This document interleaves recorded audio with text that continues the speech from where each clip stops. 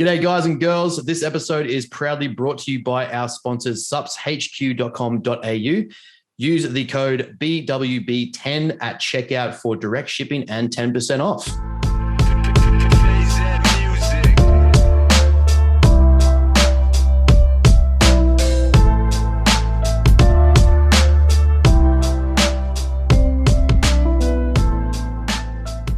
G'day, guys and girls, listeners and viewers on whatever platform you are taking this in from. We are back with another fantastic episode of Bros with Brains. I believe we're approaching the half-century mark. Shit's getting real. Yeah, I think we're at, actually, what are we up to? Should we have a look? Let's have a look. Actually, I should just check my phone. I can just check on Spotify. On Spotify, right? Yeah, I'm pretty sure I was going to go to the folder that we loaded up to, but same. I think it's like 41 or 2. This will be episode 41. I like that episode 40 was Ben's secret party trick. Hey, what a trick that is.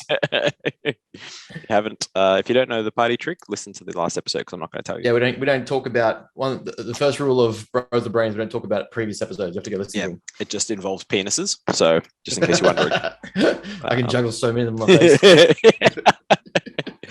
More shots to the face than Jenna Jameson. Wait, what? What's happening, mate? Same shit. No, not same shit. Don't lie. In case anyone can't hear Scaffy's voice, it's because he's very, very tired man. I'm fucking wrecked. Before we get started, we're not going past. We start the Zoom call with Scaffy eating sliced cheese. Man, I don't care who you are. People find that funny. Look, I'm sure most of our audience will agree with me because I'm the smart one. That craft singles are amazing. Like it is a God. It's God's condiment. Gift. It's God's gift. You just eat them as is. Just 4 slices as a snack. Just go for it. I'm telling you, do it. Man, honestly, as a kid, I used to have 4 slices, craft singles, and 2 Yogo Gorillas. I mean, two yogurts side by side. You used to pull. They came in like the 6-pack. You just rip 2 off, pull off the thing for both of them. You just one swipe pulling off the lid. That's fair. And then down that with 4 slices of singles, craft singles. That was my snack. Those were the days. Fucking good days. Life was simple then. Now all health conscious and shit. Yeah, now I'm doing podcasts while eating craft singles and drinking Pepsi Max. It's called balance. I've made it, y'all. This is what high performance looks like, ladies and gentlemen. This is not what high performance looks like. I'm struggling. We're the embodiment of good decisions. Wrong.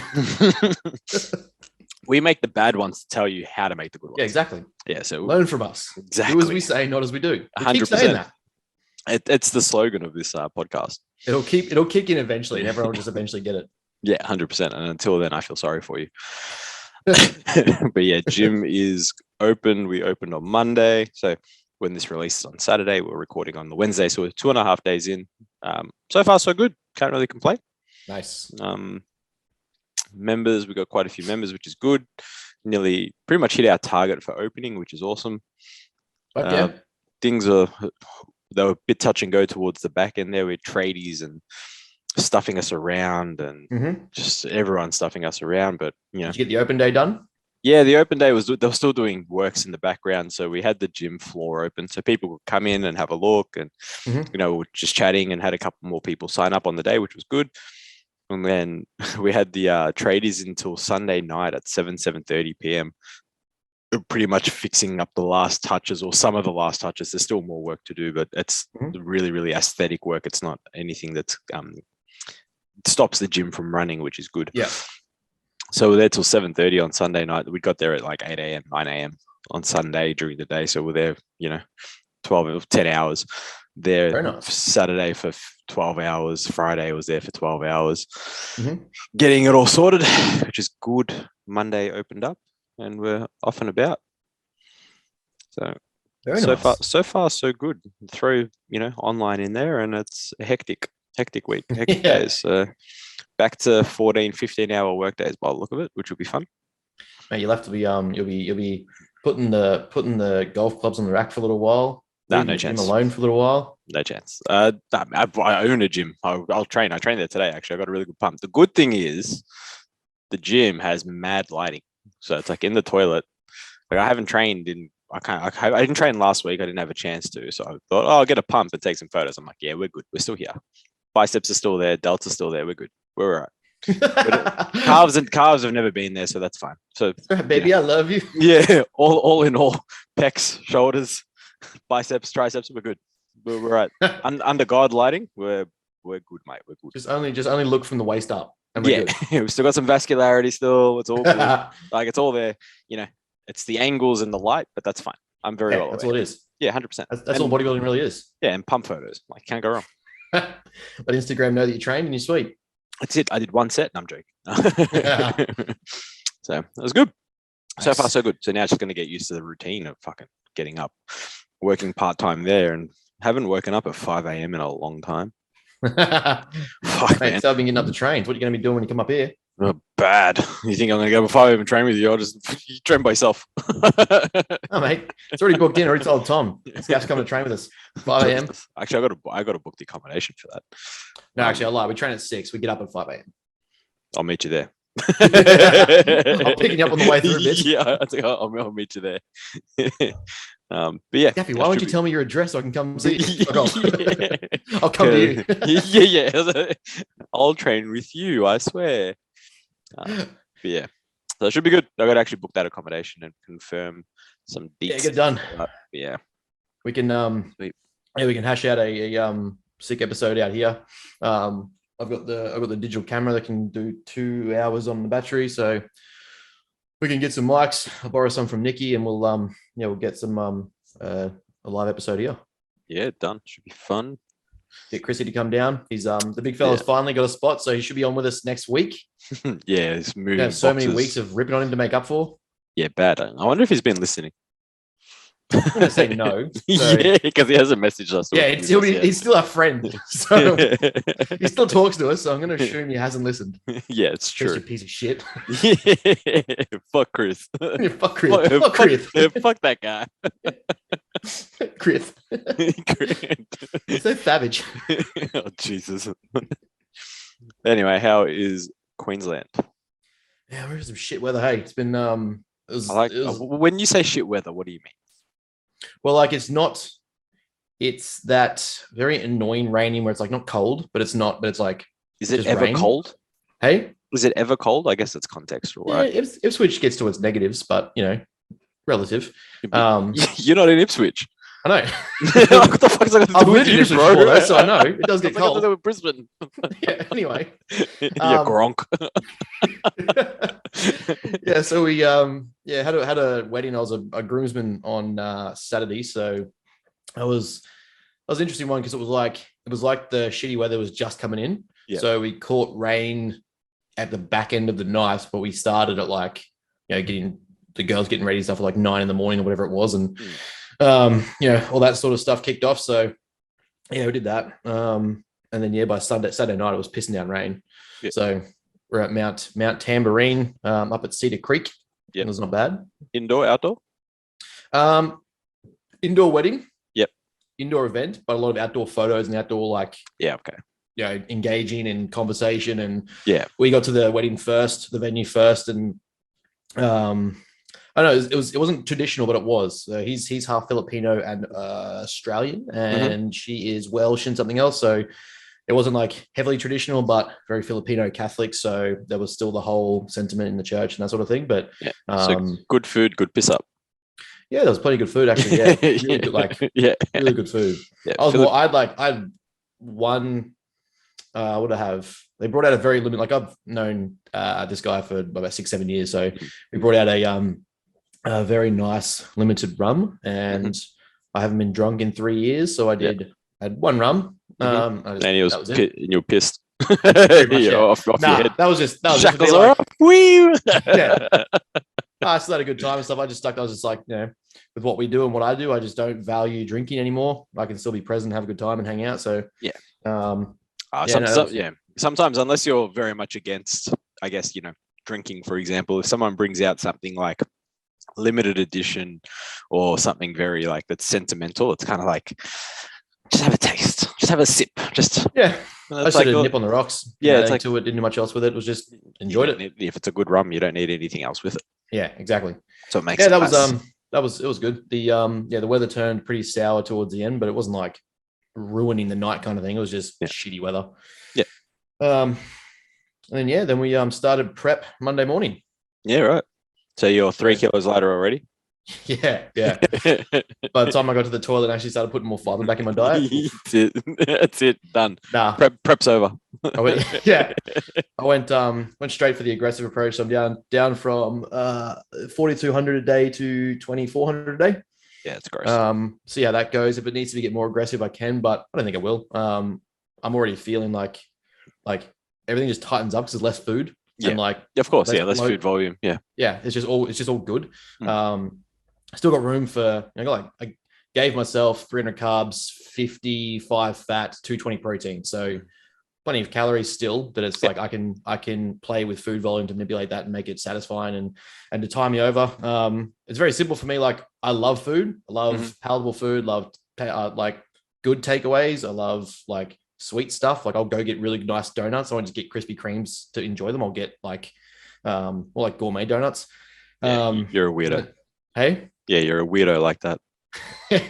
But then the second, like I love Krispy Kremes, but like if I'm gonna have something sweet, like is there a better availability? Yeah, 2. But yeah, and a cheeseburger discount. Like 12. Like, what are you talking about? Is it better than fucking 1? Yeah, 2. Anyway.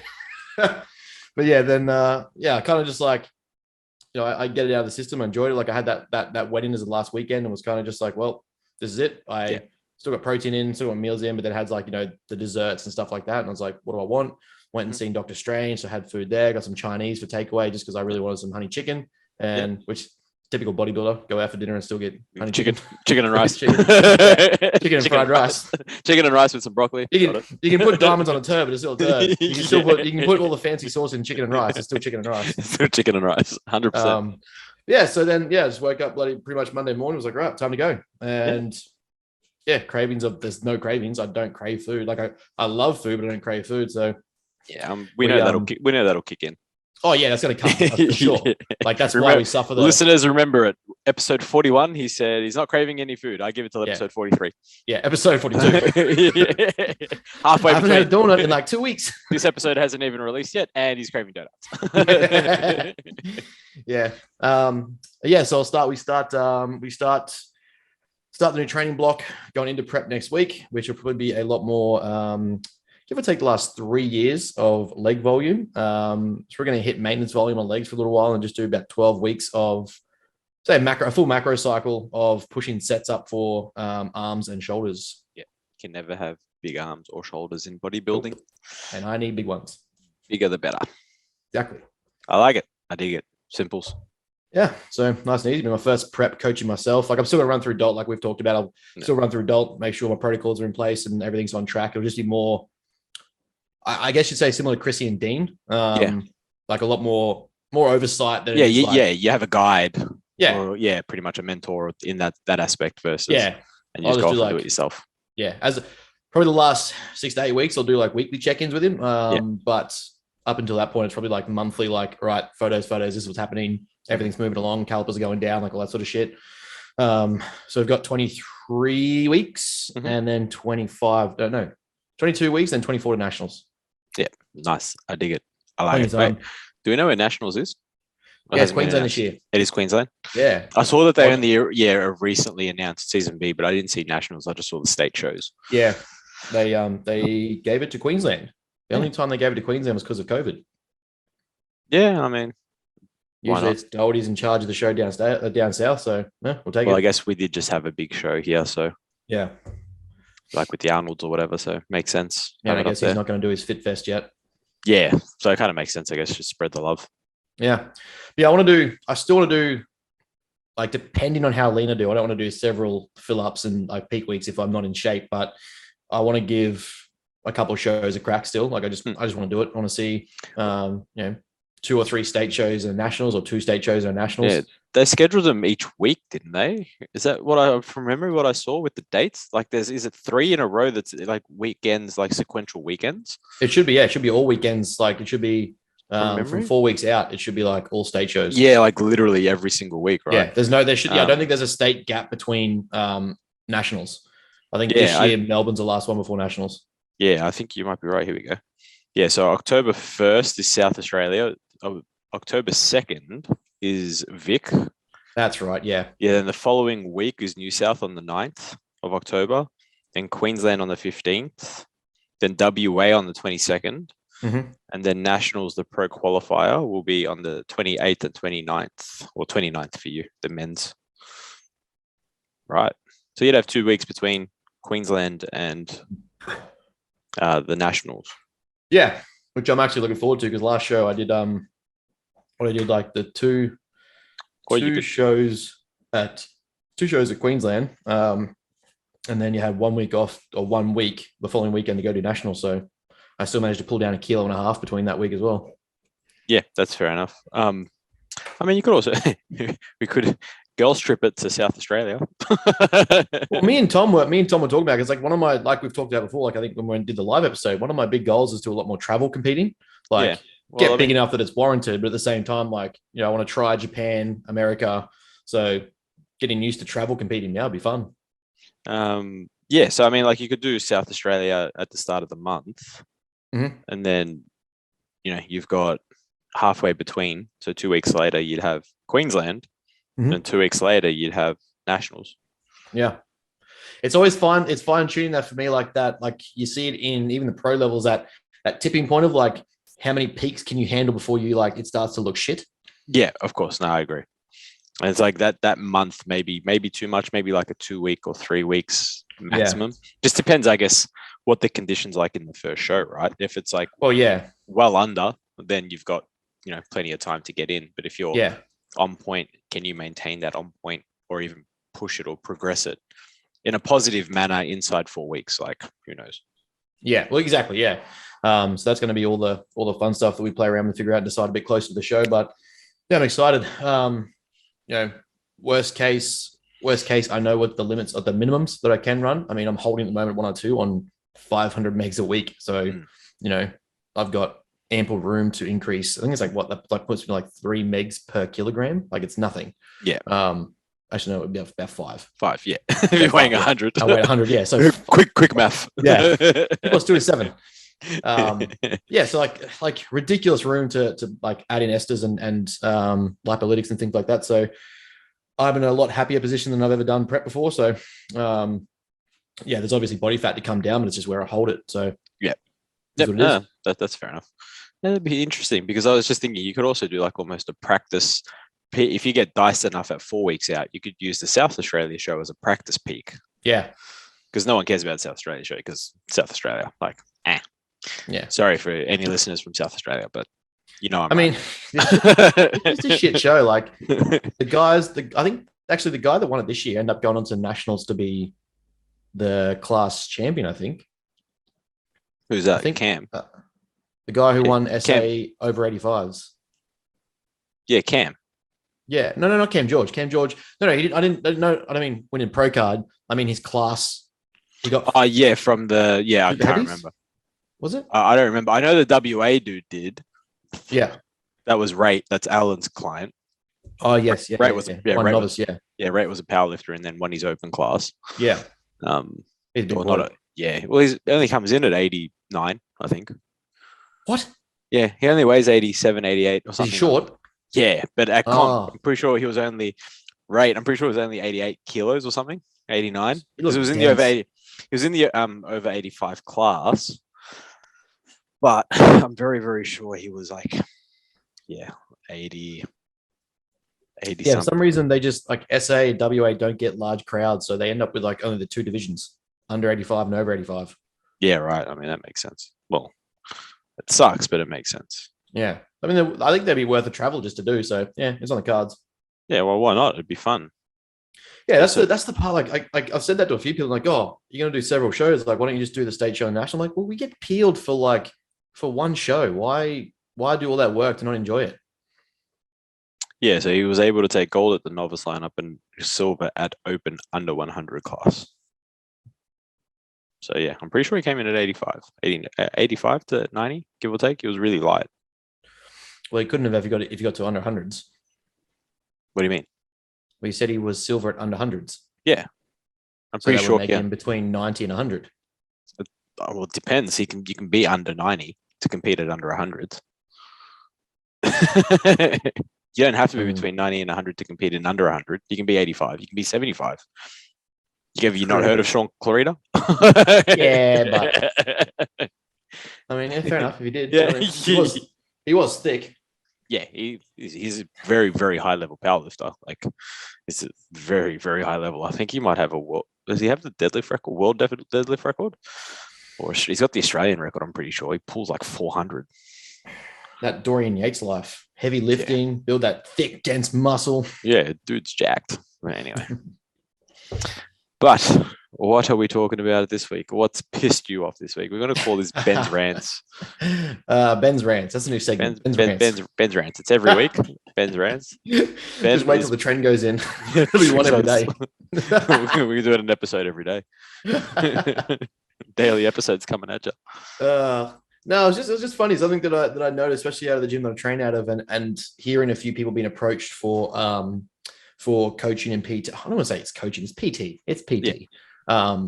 Being approached for PTing, and the tactics that they use, and then at the same time, like the tactics people have used to me personally online. I just think it's always a funny one for maybe worth the listeners like hearing. I'd say a large chunk of them are either with me, yourself, or Chris, but any new listeners that do come on, like, you're not going to find us sending you a pre-scripted auto response or automated fucking like a bot message. Yeah, a bot message, like sign up. Like, at best, like I approach followers or new followers and say, thanks for the follow, like, appreciate it. Hopefully you learn something, or if you got questions, reach out. But those ones that come through that's like, I'm offering this to 10 guys that want to lose 20 pounds in the next 60 days. What are you talking about, mate? What the fuck is that? Like, what do you think that is? Yeah, I get you. They interest me because having spent the last 5.5 years doing sales, PT before that, so another 2 years of sales, and now more sales, it's interesting how businesses go about sales, and the attempts of emotional manipulation, fear sales, certain nutrition companies that do that. And then not affiliated with ISSN. Sorry, had to throw that one in there again. That's the auto response now. Yeah. And then you get those manipulative types that just try and push the sale, or like they'll hype you or fear you into buying with them. And really, the ones that have to manipulate and lie their way through sales really have shit programs anyway. They're not getting results, or like if they are, it's 1 in 1,000. They'll show them 1 in 1,000. And also, I saw another good post the other day. Why do you have 1,000 clients? It's like the cookie client cutter. retention? Yeah, it's the cookie cutter. It's like, if you can, it's almost like a system. Like, if you can systemize the process as much as possible, then obviously it self-regulates and auto-regulates itself, so that you put the person in, next person, and then that person's done. Put the next person in, that person's done. Like, there's no actual focus on the person itself. The person's a product.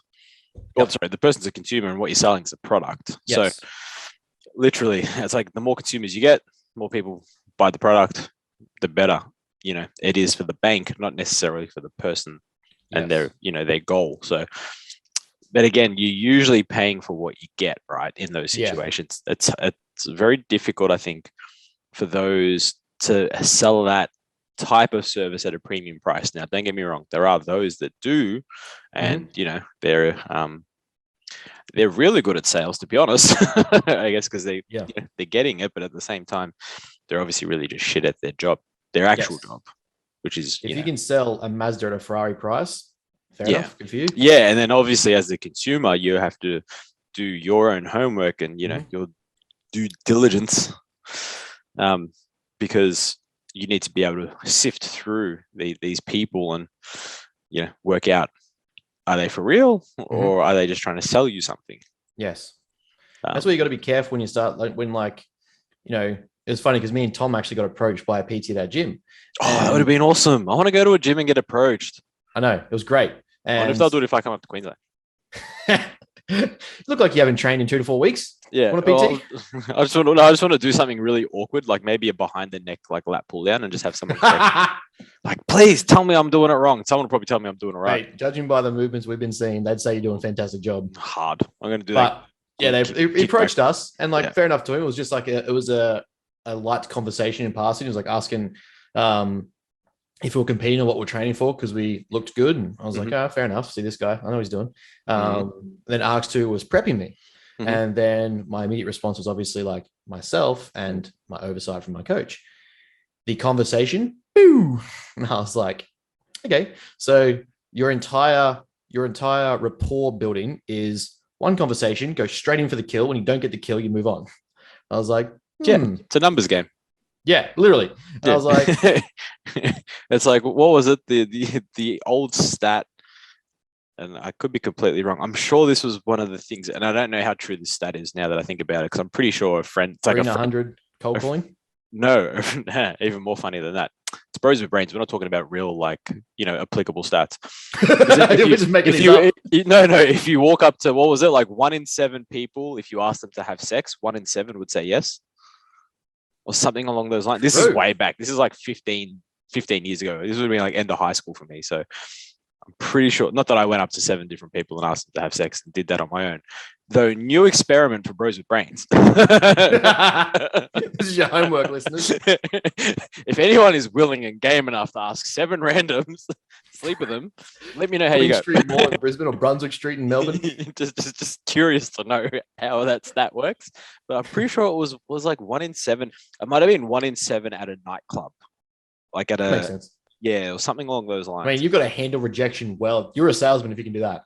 Yeah, it was. Yeah, the 1 in 7 rings a bell, and I'm just trying to remember if the place was like a nightclub or just randoms in general. But yeah, like if you 1 in 7 people, for some unknown reason, you're gonna get laid. So there is hope for everybody out there. You all have a shot. As good old Wolf of Wall Street said, you're either selling or you're being sold to. Exactly right. But yeah, so I just thought that was an interesting stat to throw in there for the listeners. Just That's enjoy that one. Yeah, I think it's like when you're passionate, and I talked about this on the STC chat when I ran my workshop for them. When you're passionate about what you do, and when you have conviction in what you actually believe, whether it's right or wrong, at least if you have conviction in why you're doing it, like there's a reason behind your method, whether it's right or whether the research is wrong, whatever it is, people generally resonate with it, and they can. We're pretty good at sussing out manipulation sometimes. Now, obviously, we've got like sales tactics we can use, like the foot in the door, or like the elephant in the room. You got the straight line sale, you got emotional manipulation, you've got all that jazz. We can do those things, but generally, if someone approaches you and they like, if you're engaging with someone that's passionate about what they're doing, generally you don't need to be manipulative. And I think I would argue that probably neither of us have ever used a manipulative sales tactic to make a sale, especially with coaching. But even when I spent 5 years selling on the daily, there was, what were we hitting? 1,000 to 2,000 sales or customers a month where I was. Yeah. Give or take different stores. And most of my tactic was being honest, trying to help someone get results and tell the truth. Yeah. And surprisingly, that led to my store doing better than probably 90% of the rest of the company. Yeah, well, who would have thought looking after your client, looking after the person in front of you, would yield a better result long term, right? Yeah. So, yeah, I think it's interesting. Just generally, I would question the quality of service that would come from someone doing automated, random bot messaging. I know it's a thing, and I know there are messages like it, but then they also get like antsy when you don't reply, or you don't reply back, or you're not interested. It's like, even now, like if I see that, I'm then going to tell people not to do that because that person's been a dick, or just like your whole sales approach it's ruining the industry I'm a part of and trying to look good in and trying to do right by, and you're just looking at it with dollar signs. So yeah, that's fair. Yeah, I mean, I understand, and it's really funny that it's something so simple, and we've harped on it that many times. But looking after the person in front of you will get you as a business the best result, because not only are the customer, client, member, whoever it is, happy, they're also going to do this beautiful thing where they tell all their friends. And as anyone in this game knows, that the best marketing is when your clients tell their friends, word of mouth. It's cheap for you. You don't have to spend money, and all you had to do was your job and get them a result. Like, it's really not that difficult. And I guess you would have seen it as well. How many times did repeat customers come back, right? Like, how many repeat customers did you have? Because it's like you simply sold them some protein and some creatine, probably gave some very generic, basic, good advice. It's like, have this as well as food and eat a little bit more food if you're wanting to gain weight. And then they'd come back and they'd be like, oh, that really worked. Now I'm going to need a new protein tub. It's like, man, it's good for your margins. It's good for you. It's good for your business. Like 100%. So simple. Yeah. And like that, like to me, it's great. You want to scale and that sort of thing. Like I love business. I love money. I love like success. So it's great. But to me, the way I scale it is keep my clients as my premium service, because hands-on is how I can make the best impact with the way I coach. But having courses and educational content that I can also give to the masses of people that is available to learn that doesn't require coaching is also a way to uplift other people until they get to a point they either want coaching or they just know enough to not need me. That's like, either way, that's fine. But it doesn't come at the cost of me actually having ethics and morals in my business and working with people directly, because they're basically run as two separate entities under my same banner. I don't need to be a part of. I will make the course curriculum so in depth but simple that you'll just have to put questions in the community engagement and we can all chat about it, versus like, shit, I don't know what to do next. Like, help me. You have to be a part of this. And therefore I'm costing my own clients like time and money. It's to me, like, if you're scaling to the point where you're automating bot messages, or, you're just simply like, what's the word? It's not even cold calling. It's like, if you're dry approaching someone on the floor at a gym, and it's things like someone that has a coach, and it's like, hey man, like, do you want a training session with me? And they've seen you train and you train like shit. No, like that's not sales. That's nothing. You just, what the fuck is that? You're just like going to get the odd person who might say yes, but at the same time, that's just shit to me. Well, yeah, I mean, you literally just summed it up. It's just, as we always say on this show, people are stupid. Correct. They are. It's just majority of people. There's a very, very limited, I think, amount that want to do the correct thing by people, and that limited amount are the listeners. So you guys are awesome. Yeah. When I say that, I don't mean listeners. You can't be stupid. You're listening to us. Well, I mean, I wouldn't call them stupid. I wouldn't call them stupid for listening to us. I'd call them crazy. Yeah. Especially if they do what we say. But yeah, like asking 1 in 7 people if they'll sleep with them. But please do it in hashtag. But yes, I mean, like, it's funny because on the flip side, to play devil's advocate, as it were, there are people, I guess not people, there are businesses and people, I guess people can be businesses, that are desperate, or they get desperate because, desperate times, desperate measures, and they start doing things for the wrong reason. Yeah. It's like they don't look after their client, but they need the income. It's kind of like when we first started in the coaching business, we always took PTs because we needed the money, not necessarily because we wanted to train the client. Yep. We've all been there.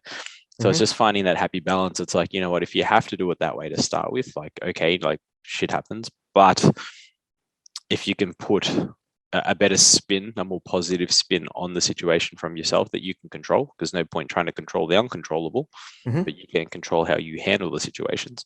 You might find that you actually enjoy coaching that client, or you might find that you enjoy helping the client instead of looking at them as dollar signs. Yeah. And that may give you a better return, not only just, I guess, financially, right? It could give you a better return in many other aspects of your health.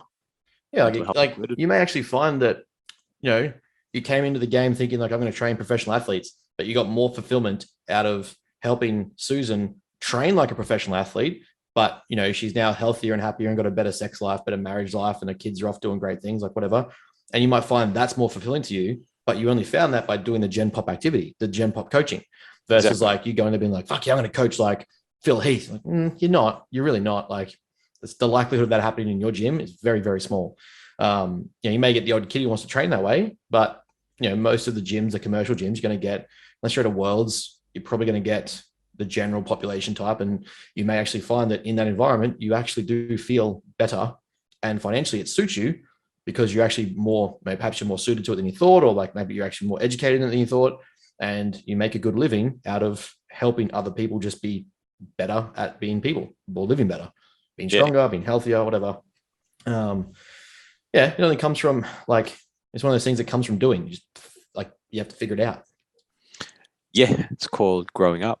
Yeah. Like, don't get me wrong, have the ambitions, like, the ambitions I have for Matter go beyond like a general population client, but at the same time, I love taking the general population clients, like just to see them click into things in their head that they can do. They're like, oh shit, I can do that now. And you're like, yes, you can. This is that easy. You just hadn't been told before. It's kind of like taking the elite approach and bringing it down to the general population level, so that you don't need to be Michael Jordan, but you can still train like him or live that intensity, or do these things. So I think it's like there's still part of that can be fun. It's just, like you said, stop framing it as dollar signs. Like every time a client drops off to me, like a part of me, yes, takes a little bit personally, because I'm like, what am I doing wrong? Yeah. But then I remove that, and then I go, okay, let's assess the business. What systems do I have in place? What am I sucking at? How well did I communicate with them? Did I do everything in my power to make them happy and get results? Because that is the driving factor to staying. If I can say yes, well, then they stop simply because they actually had to stop. Yeah. And then for me, it's like, all right, well, what can I do to simply reduce the likelihood of stopping? But I can't make them not stop. So we just continue to increase the service. And eventually we'll get to a point where the general excuse is not the reason why you stop. Yeah. And it's funny because there's also other reasons why a client may also stop, right? Like, for example, like I've had clients for 5 years, 6 years. Don't get me wrong. I've had them, and I've got clients that are 2 or 3 years in, got them more than enough results for their goals. And they might just, and they turn around and they'll just be like, hey man, like, you're my boy. Like, I love you, but I'm just wanting to try something a little bit different. And it's like, I'm not mad at that. Like, please, by all means, like, and sometimes the funniest message I get is like, oh, I'm breaking up with you. And it's like, nah, man, like, it's all good, dude. Like, don't stress. Like, I'm not mad, because at the end of the day, this person has spent more than 12 months with me, gotten the results that he's wanted or she's wanted. And it's purely curiosity. It's just like, hey, like, I'm just going to try. I just want to try something different just to see what else is out there. And it's like, man, I'm never going to be mad at that. It's like, hey, go for it. And you want to come back when you're ready, come back. Like, I'm not stressed. Like, all good. There's never going to not be enough methods to try. So and everyone's a bit different. Like, I've been with my coach for 22 years now. Yeah, shit, 2 years. And it's like, even that thought sometimes crosses my mind. I'm like, like, and I'm very fortunate. Like, my coach is one of the best going around at what he does. But also then my things have changed. It's like I was looking to potentially compete and all that sort of stuff. But now with business and life and, the pancreas and all that sort of stuff, it's like, well, I'm moving to a lifestyle block. Yeah. So it's like, he does lifestyle. It's what he enjoys as well. So it's not necessarily a bad thing, but it's like, oh, I wonder, is it worth me looking after my own stuff? Is it worth me going to someone else? Is it, but I've been with him for 2 years. So it's like, it's not like it's been 2 weeks or even 2 months. It's 2 years of dedication, like achieved more than I would have loved to have achieved with him, because he's a phenomenal coach, phenomenal person. So these things happen. And that's the other side to that as well. Clients will leave, or, if sometimes they're just happy and they just want to try something different, and that's life. You get over that. I think, a very fair reflection of that is me and Dolt. Like, that's pretty much the reflection of that, is like, he didn't have to sell me. We had a great relationship. So the sale wasn't some cheeky fucking message or like harass me on the gym floor. We got along, had a good relationship, had a working relationship, understood his knowledge, understood my intensity and application, what I wanted. It just clicked in that we got together. And now it's got to the point where my education's far surpassed where I was, that now it's time for me to do my thing and direct myself. And you just touch base with him like, hey man, like, this is what I'm thinking, this is what I'm doing, this is what we're going to do. Sweet. Chat with you in a month. Sweet. Literally. Sometimes it's easier as well, depending on what the coach's direction. The coaches move, their direction of their business. Like, like that's the thing too. Like, Dolt went from, a lot of the like bodybuilding scene and having like 5, 6, 7 clients going at a time, doing different shows, natty enhanced, bikini bodybuilding, to now being a lot more orientated in the area that he is. It ends up being like an extra, I don't want to say distraction, but I imagine it being like a different takeaway from where your head is. Exactly like, right. I'm insured to work with these people. Now these guys want to talk about PEDs, and like, also we're going to do programming like this. It's like that extra difference versus like you just all in on that one thing. Well, yeah. And usually when you're, I guess, more aligned with a certain topic, it's like you're learning about that topic that you don't keep not so much up to date, but it's like the knowledge that you could be acquiring for, the thing that you're coaching sort of waivers. And I found that personally myself. It's like I like to think I'm pretty well versed when it comes to, enhancement practices and, the pharmacology side of that stuff. But because of obviously opening a gym and, a lot of my clients, I have quite it's probably about a 50-50 natural to enhanced client list, but it's just like, it's something I haven't touched base with, or I haven't really looked at, and it's sort of been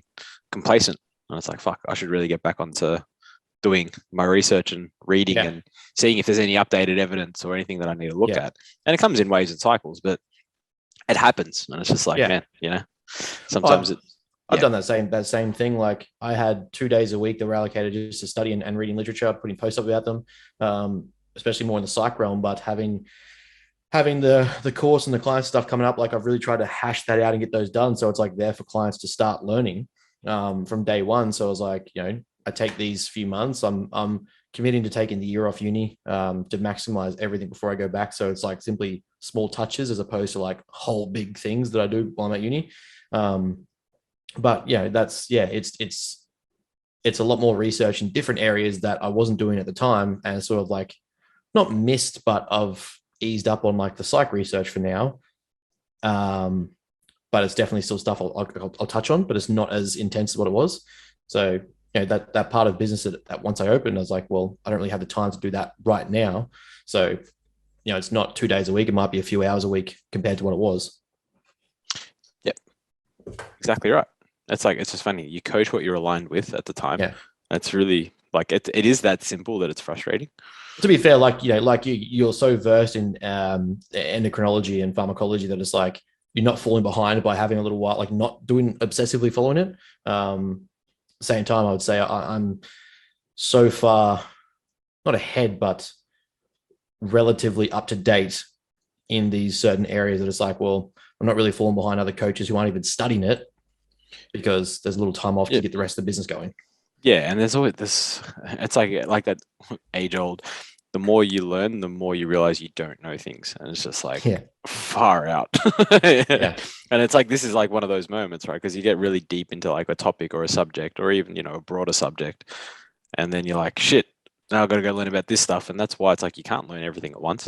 Yeah, it's like I would love to still get deeper and deeper into my physiology, my biomechanics, my pharmacology, like things that I'm pretty versed in, but I'd want to be more versed in. But it's like, I can't do all three. I can't do all of them at once. There's no chance. I have to pick one that's probably going to be the most suitable for my, especially if it's for business, right? So it's got to be the most suitable to my clientele, and then go from there and see what happens there. But it's the same thing with all coaches when it comes to learning new things to apply or potentially apply to your clients. It's always like, what's going to get you the result with your client? Because if the client doesn't get the result, you don't get business.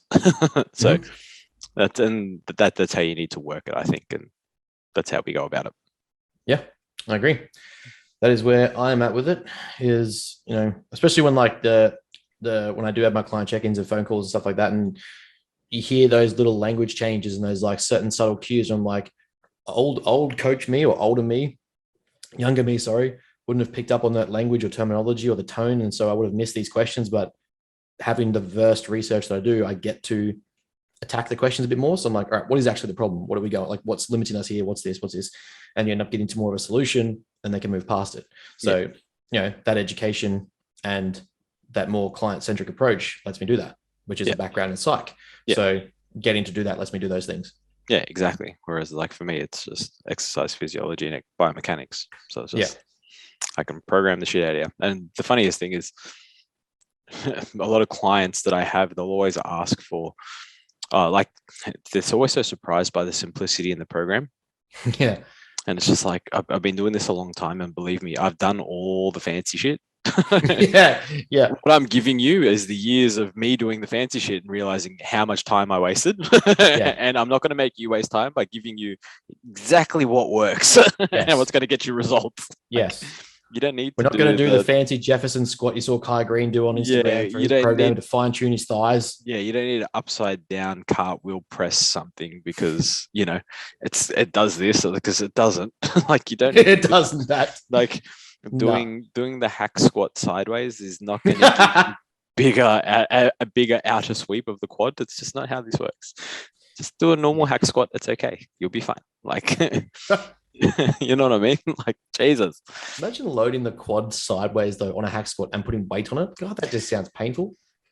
Yeah, it's like you know the 90-degree leg press, but like the pin loaded ones, and all the girls used to like go sideways with it. Yes. Yeah, good times. Good times. You just sit there and you just watch. This is why I don't train in commercial gyms. This was just like Just get I eyes down, man. I was just like eyes down, headphones on. Like, don't talk to me. Right. Don't talk to me. Don't We've talk got to a point now, like, I think there's a few listeners at gym and they know certain people we're talking about, but I'll get messages now like, I just saw this guy try and coach a belt squat and the chick couldn't get parallel on a belt squat and he upped the weight. And I was like, oh yeah. Yeah, I really want to be approached by a PT. I really do. I really do. I won't even wear headphones in the gym. I'll leave it open to you. I'll look around and make myself like, look like I don't know what I'm doing. Like, I just want to see what people say these days. Just call it market research. I want to test your sales skills. I'm just curious, like, what is it that you're selling? Because again, I've been there. I get it. Like, I probably did the exact same thing. Yeah. Like, I just want to see if it's changed. Yeah. I just want to see what different methods are. Have we progressed in the last 15 years? Yeah. Oh, okay. I'm curious about like because like it used to be, right, like the PT manager was the one you went to for education or like sales coaching, what have you. This one, I'm like, okay. Nothing about him screams to me like I'm going to you for business help. Yeah, I don't feel like those positions don't even exist anymore, do they? Oh yeah, they do. Like, but are their job roles still the same? Like, are they meant to be the education point and all that sort of stuff? I don't know. I haven't been in a commercial gym in forever. Yeah, like I'm pretty sure it is. Like, they handle all like tell the coaches they're doing this and this is the problem, or something happened on the gym floor. And then it's like part of your payment is you get business mentoring. Right. Yeah. Sounds good, said no one ever. You see why I was like, I could make a killing at Worlds, but also like I don't want to be a PT there. That's fair. That's fair. Like, yeah, there is a PT there I like, and I was like, look, younger fella, very interested in training, sports specificity, stuff like that. I'm like, look, do not rely on a corporate structure to get you your clients. Yeah. Gave him a few tips and stuff, and he was like, oh fuck, that's what they're doing. I was like, I know. That's what they're doing. I've been there. Learn from me. We have been you, young Padawan. Yeah. Yes. Hello there. Yeah, literally. Man, speaking of Obi-Wan, it's coming out at the end of the month and I know, I'm pretty excited. I'm just saying.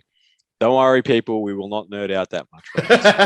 We should just do a separate podcast. We won't even get into the fact that we watched Doctor Strange on the weekend. Like, we're not even going to, we've already spoken. We won't even touch it. Yeah, like, you guys are lucky. Nor that I've caught up to date on Moon Knight. Won't even touch it. Yeah, like that. Don't even worry about it. Like, we're good. You're welcome. And for those that did want to hear it, let us know. We'll create a separate chat now. 2 podcasts a week. One nerding out, and the other. What a time that'd be. True. We'd be there for hours on end. But let's move into some questions, I believe. What do you reckon? Yeah, let's do it. See what we got. What do we got? Is the pump as important as the muscle breakdown? So, is muscle pump important? Yes and no. It's usually a good sign that you're potentially doing something to the muscle that you're trying to do something to. So, win usually means that you're getting adequate nutrients and whatnot into the muscle too, unless you've obviously injured it, like torn it, and it's sent blood there for no reason, like to repair it. Inflammation is a bad thing. Yeah, it's like we got to find that fine line. If you're getting a pump while not in pain, probably a good thing. Is it as important as muscle breakdown? I mean, it's part of the process. Usually it's very, very difficult to get a pump and not break down muscle. Yeah. Like, you have to be doing like really, really, really, really light weights and probably a real lot of reps, but the tension velocity curve would suggest that you're still getting some form of breakdown there. So it's hard to do that without the other. It's kind of like, it's almost not impossible, but it's always like when people talk about the degrees of hypertrophy, and you look at mechanical tension, muscle breakdown, and the pump or metabolite, you're doing all 3 at once. Yeah, like they all work together. So it's like, it's all happening at the same time, give or take. Yeah, they've got their characteristics and nuances independently, but they do work dependently. So it's like, How much does your heart rate affect cardio calorie burn? I don't know what cardio calorie burn is. It's like how many calories you're burning? Cardio calorie burn? I don't get it. Like, how Like much does your heart rate affect the cardio?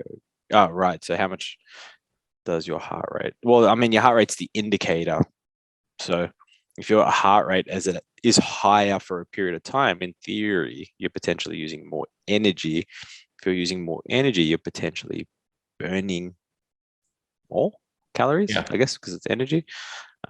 Again, there is a bit of nuance to that because at the same time, you become much more efficient as you get much more healthy Yes. doing cardio. So you actually use less energy to do the Mhm. same amount of work. Hence the term of progressive overload. Yes. So usually you need to do more. Mhm. Um, You get more, I guess. It's not calorie related, but you do get more efficient at utilizing fats. yeah, you pretty much get, yeah, but nutrition partitioning and that sort of stuff gets a lot better. Yeah. Is working out fat phobic? Yes. 100%. That. Oh man, like I just think back to a point where like 'cause I know the video they're talking about, and that meme where like she carries on about it, and then it followed up by every guy just being like, yes, that's the point. I don't want to be fat. I want to be Yeah. jacked. Yeah. Like 20 years ago, that person would have been made fun of so bad. Like I just think back of me being at high school and like seeing like a kid make a video like that and not making fun of them would be a challenge. Yeah. We live in a Not soft the society. trans, not the fat phobic, not fat people or anything like that, but overweight people. Just more so that person making that video Yeah. would have got a spraying. Yeah. Yeah. I mean, I feel like we live in a very interesting time when it comes to cancel culture and whatnot. Don't work out because you're fat phobic.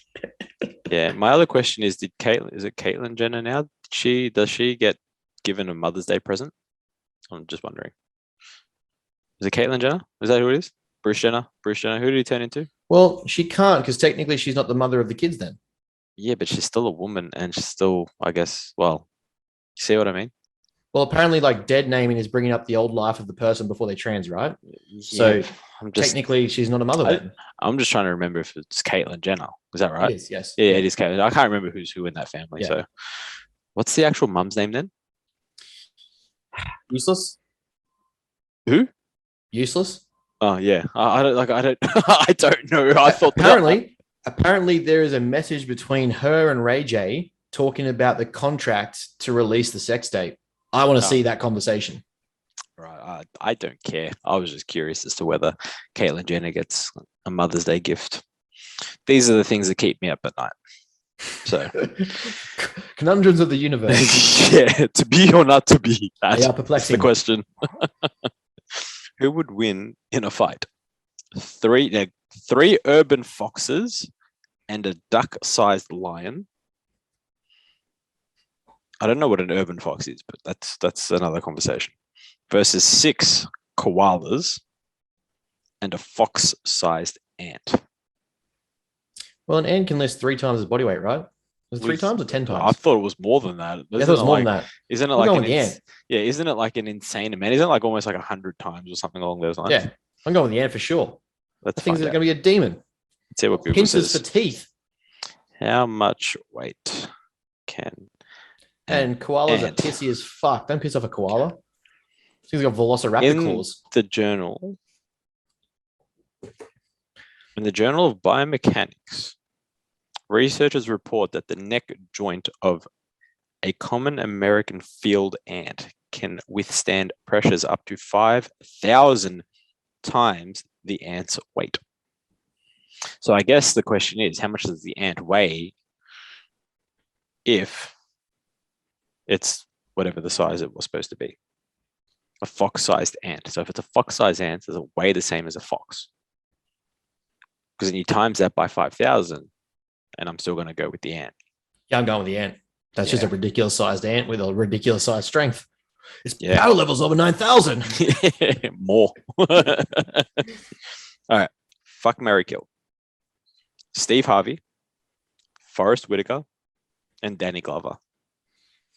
I'm probably going to kill Steve Harvey. But he's so rich. Yeah, but like, look, Danny Glover, I'm getting too old for this shit. Like, no brainer. Is it that Danny Glover? Or I'm going to say it's that Danny Glover. I'm thinking of Donald Glover. Oh, typical me. His nephew. Danny Glover. I'm getting too old for this shit. Forrest Whitaker. Yeah, I don't think I can take him seriously with that eye. Oh, he's iconic, man. I see what you did there. All right, I might be tired, but I'm still sharp. We still got this. But no, like literally, he's an iconic figure. Like, let's be real. Yeah, it's Forrest Whitaker. Like, come on. Like Street Kings, great movie. Name a bad movie with him in it. I want to say Phone Booth, but it wasn't bad. It was just different. Yeah, that's what I'm saying. Like, name a bad movie that he's done. Like, really. Yeah, no, you're right. Yeah. Did you watch that Netflix one with him? The End? Yeah. What was bad about it? Wait, I said what was bad about it? Yeah, you know what I mean? Like, yeah. So I'm probably going to marry Danny Glover. I'm probably going to have to fuck Forrest Whitaker. Yeah, killing Steve Harvey. Just, I don't know. Something about Steve Harvey, like he's funny, but something about him makes me want to stab him. I just love seeing all the memes and like from the one-liners that come off the Family Feud. Oh yeah, like, Family Feud. Fucking hilarious. And he thinks the guy's talking about not having enough pasta at the wedding, and he's like African. He's like, no, pasta. Pasta, like, yeah. Like a priest. Yeah. He's just like throwing a hissy fit. Hilarious. See, I'm marrying Steve because that dude rich. I'll kill Danny Glover, and I'll have to fuck old Bungai. Yeah, Bungai. Got it. So pretty much the same. Yeah. All right. Cardio in a bulk, yay or nay? Yes. Next question. No. We should just do one question a week, or it just gets a yes, no. Yeah. Just C. Moving on. Muchas gracias. I mean, yes, cardio in a bulk is good. At the end of the day, I guess this is funny, right? Bulk on the principle of both being natural and enhanced has the same effect on basically your organs and whatnot, especially the heart. Mm-hmm. Difference is if you're going through an enhanced route, you obviously put yourself at much more risk. Now, the good thing with cardio is that it can keep the heart efficient, depending on what supplements you use and that sort of stuff. The other beauty of doing cardio is that you can raise your capacity for energy intake. It may not be by much, but the more we keep cardio in through a bulk, the more food you consume. The beauty of that is when you can cut on more food. It's still relative. You're still going to be really hungry. Don't get me wrong. Yeah. But it's much better to cut on 3,000 or 4,000 or say 3,000 calories versus 1,000 calories. Yes. Especially then if you look at it from a female versus male perspective. If you're a female, you're 9 times out of 10, I don't think I know a female that hasn't like lost their menstrual cycle, for example, but it's the regaining of the menstrual cycle post show. If you're cutting on much more food, you have the potential for a much faster rebound and regaining your menstrual cycle post show, or once you start getting back into your dieting, or your reverse diet, or however you go about it.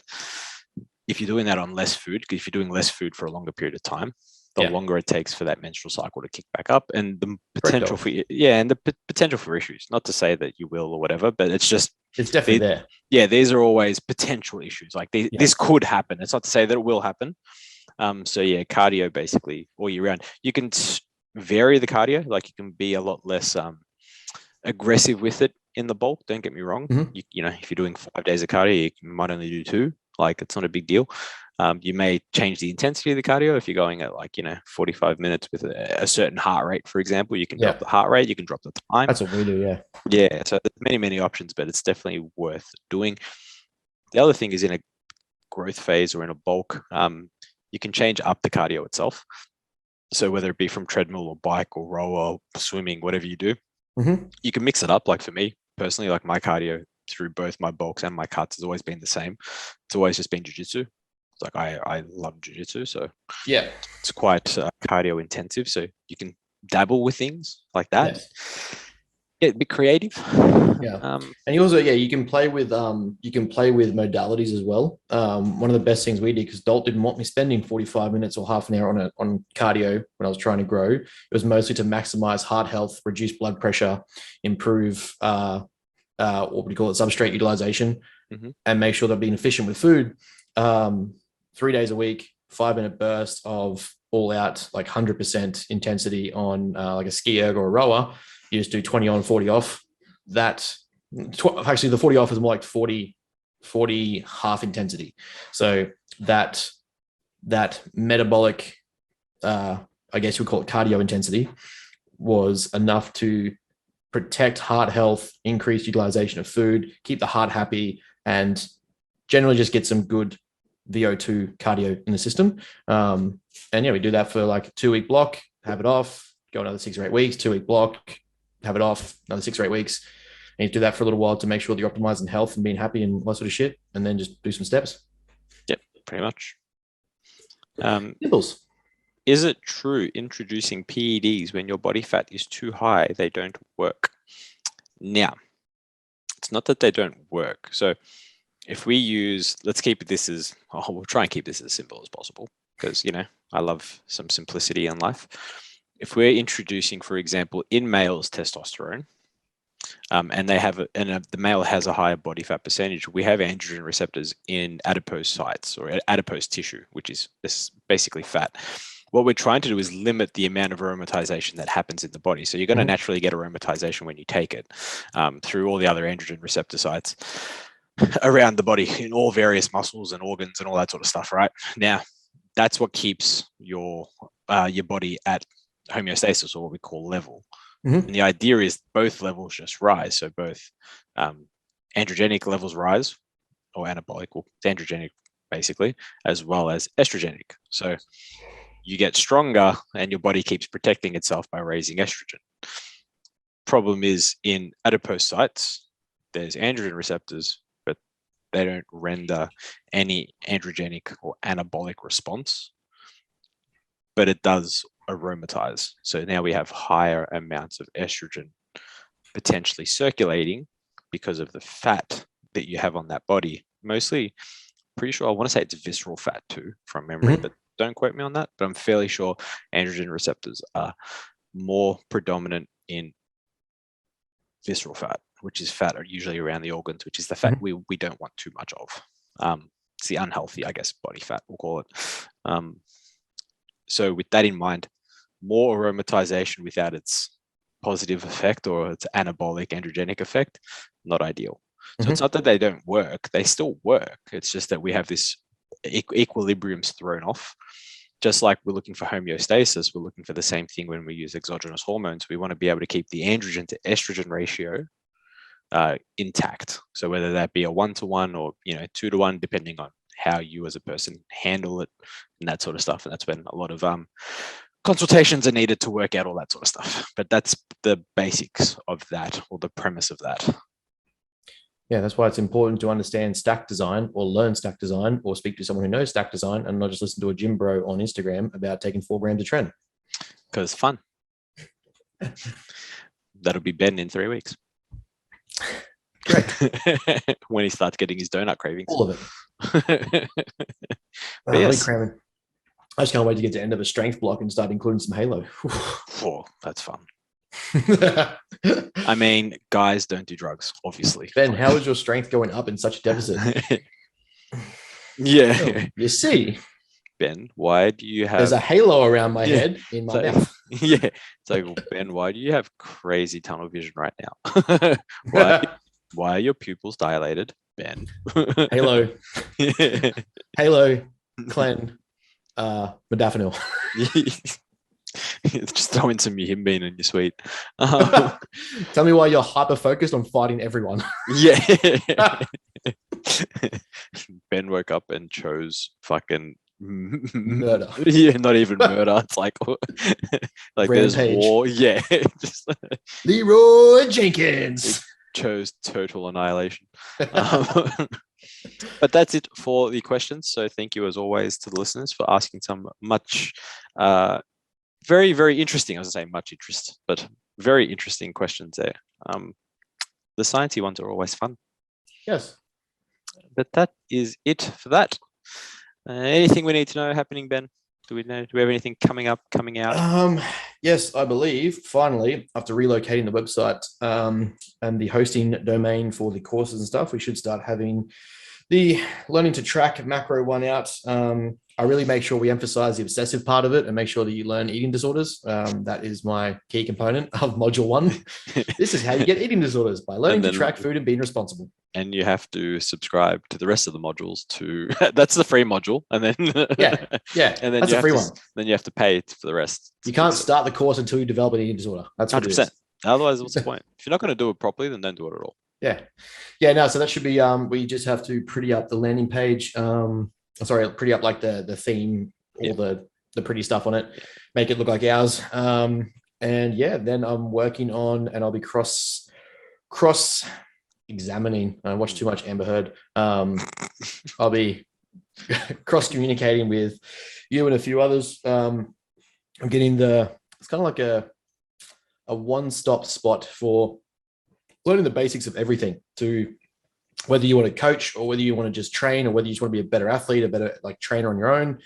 Basically, it's just going to be a culmination of 5 to 10 years of research and learning and experience that I wish I had at the start.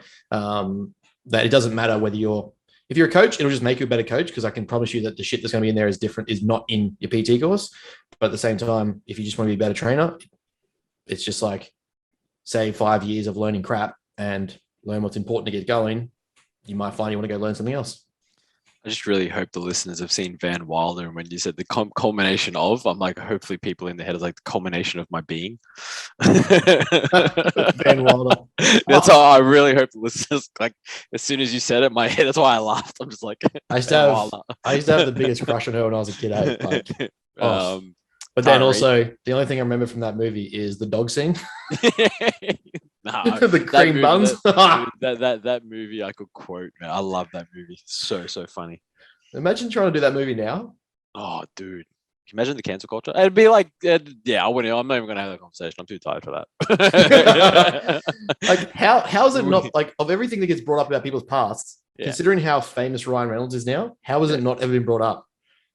Because it was still fucking funny. It was at the end of the day, people still find it hilarious. Yeah, it was such a good movie. And then they made another one with Raj. Oh, they made like 3. It sucked. Yeah, to be honest with you, I didn't mind the one. Is it Raj? No. What's his character? The Rise of Taj. Rise of Taj. Taj. Yeah. I actually thought that was pretty funny. Yeah, that one wasn't too bad. Yeah, that wasn't too bad. I haven't seen. That was the one that was like his backstory and was like. I don't think I've seen that. Yeah, there was one that was like him leading up to being Van Wilder of the college. It was his first few years of college. It was like, Yeah, see, I haven't seen that. I've only seen Van Wilder and The Rise of Taj, and I thought that was pretty funny. He goes to England. Oh, that's good. Yes. Yeah, that was good. I might actually watch that tonight. You give me something to do. There you go. You're welcome. That's pretty funny. Yeah, not much going on my end. I will be running in-person seminars now that I own a gym. It makes my life much, much easier. I will be I've got a couple written up that I got to write up. So I'm going to do actually a bloods seminar for both enhanced and natural clients. Very nice. I guess natural people, enhanced people, gym goers, or whatever it is. So just basically interpretation of bloods, basics, what bloods actually mean, because a lot of the time GPs don't really go through much. And understanding. You're in the normal range. Yeah, and understanding it's like, creatinine's high. It's like you just trained yesterday, or like you have more muscle, so you're gonna have higher creatinine levels. Like, that sort of stuff. So that'd be pretty cool.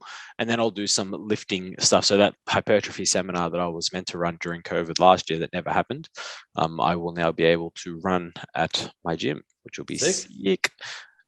Just got to work out what exercises I'm going to make people die on, because I've only got barbells, dumbbells, no real machines. Might be able to tee up coming down, put it up as a business expense. Yeah, why not? Why not? Why not? It'd be fun. Dos? ¿Por qué no les dos, you bloody bogan? Anyway, that's it from us, guys and girls. As always, thank you for tuning in. And if you have topics you'd like us to talk about, I've been trying to say and follow the YouTube. That too, but I've also been saying follow Ben or message Ben. You can message you can message me. That's okay. But we do put up the question box on a Wednesday morning at around 9 a.m. And by we, I mean me. So if you do have questions or talking topics, throw it in that, and we'll go through them in that recording for that day, and you'll hear them on the Saturday, which is going to be today when you listen to it. Trippy. See, I've seen the multiverse. I get it. All right. That's it from us, guys. I've watched Loki. Catch you later. See you guys.